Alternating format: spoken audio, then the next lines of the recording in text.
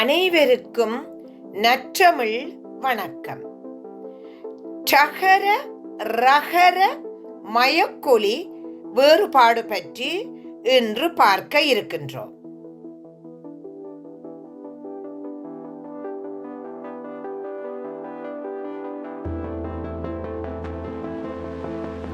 டகரம் இடையினம், ரகரம் வல்லினம்.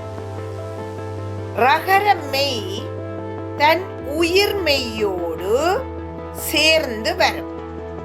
ஆனால் டகர மெய் தன் உயிர் மெய்யோடு சேர்ந்து வராது.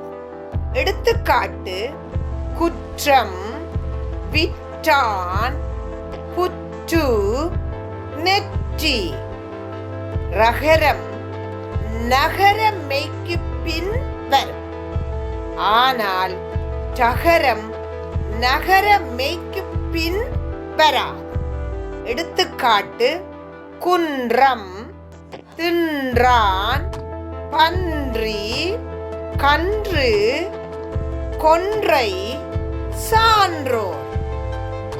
ரகரமும் சரி டகரமும் சரி சொல்லின் முதல் எழுத்தாக வராது. எடுத்துக்காட்டு: அரங்கன், அரங்கம், இராமன், உரோமம். ரகர மெய் ஒரு சொல்லின் ஈற்றெழுத்தாக வராது. ஆனால் டகர மெய் வரும். எடுத்துக்காட்டு: நீர், வேர், பார். டகர மெய் தனி உயிர் குற்றெழுத்தின் பின்னாவது, தனி உயிர்மை குற்றெழுத்தின் பின்னாவது நில்லாது. ஆனால் ரகரம் அவ்வாறு நிற்கும். எடுத்துக்காட்டு: உற்றார், சுற்றார். ரகர மெய்க்கு பின் மெய் எழுத்து வராது. ஆனால் உயிர்மெய் மட்டுமே வரும். பயிற்சி, இந்த நடுவிலே வருகின்ற ஈச் பிழையான சொல். பயிற்சி என்று வர வேண்டும். வரவேற்பு வந்தால் அது பிழையான சொல்.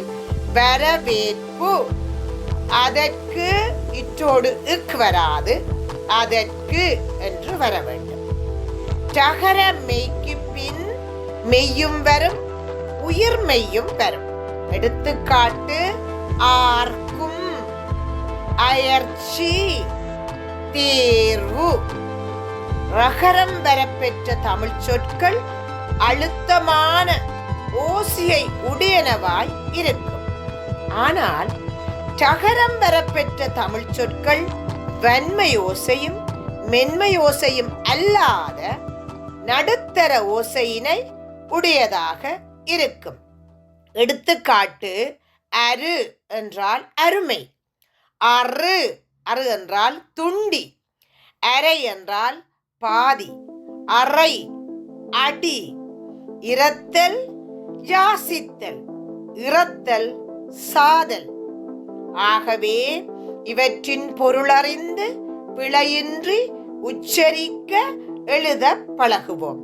வாழ்க தமிழ், வளர்க தமிழ். தமிழே எங்கள் உயிர். நன்றி, வணக்கம்.